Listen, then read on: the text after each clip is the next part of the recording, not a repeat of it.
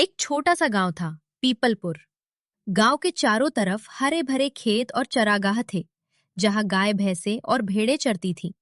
गांव के लोग मेहनती और गरीब थे, लेकिन उनके दिल बहुत बड़े थे। लेकिन उसी गांव में एक आदमी था जिससे सब डरते थे। जमींदार ठाकुर प्रताप सिंह। ठाकुर बहुत अमीर था और उसे अपने पैसे और ताकत का बहुत घमंड था। वो गरीब किसानों से ज्यादा लगान लेता और उन्हें हमेशा डांटता रहता था। उसी गांव में एक गरीब लेकिन बहुत चालाक चरवाहा रहता था, रघु।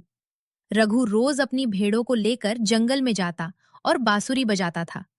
गांव वाले उसे बहुत पसंद करते थे। एक दिन ठाकुर घोड़े पर बैठकर खेतों का निरीक्षण करने निकला। वो किसानों को डरा रहा था और ज्यादा पैसा मांग रहा था। सुन लो सब, इस बार लगान 2 गुना देना होगा। मालिक, इस साल फसल कम हुई है। मुझे बहाने नहीं चाहिए। रघु दूर खड़ा सब देख रहा था। किसानों पर हो रहे अन्याय से बहुत दुख हुआ।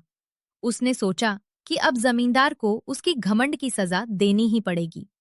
रघु को एक मजेदार योजना सूझी। अगर किसी को उसकी ताकत का घमंड हो तो उसे उसकी कमजोरी दिखानी चाहिए। तू क्या करने वाला है? बस देखता जा, मजा आएगा। अगले दिन रघु अपनी भेड़ों को लेकर ठाकुर के महल के पास गया। ठाकुर ने देखा कि एक भेड़ बाकी भेड़ों से अलग है और बहुत मोटी ताजी है। अरे रघु, ये भेड़ इतनी मोटी कैसे है? मालिक, ये साधारण भेड़ नहीं है। तो क्या है?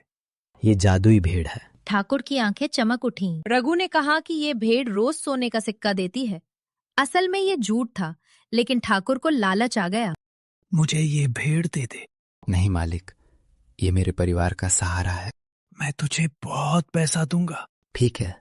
ठाकुर ने बहुत पैसे देकर वो भेड़ खरीद ली।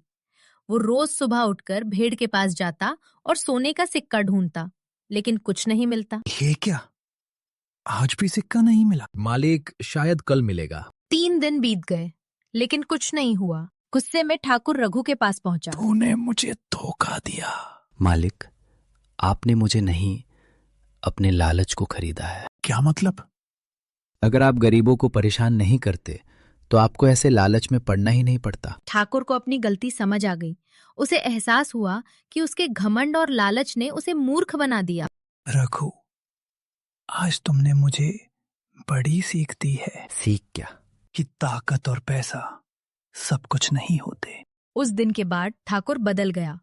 उसने किसानों से माफी मांगी और लगान कम कर दिया। गांव में खुशहाली लौट आई। आज से कोई किसान परेशान नहीं होगा। धन्यवाद मालिक। अब हमारा गांव सच में खुशहाल होगा। उस दिन के बाद रघु की चतुराई की कहानी पूरे इलाके में मशहूर हो गई। लोग कहते थे, बुद्धि हमेशा घमंड से बड़ी होती है। घमंड और लालच इंसान को अंधा बना देते हैं, लेकिन समझदारी हमेशा जीतती है।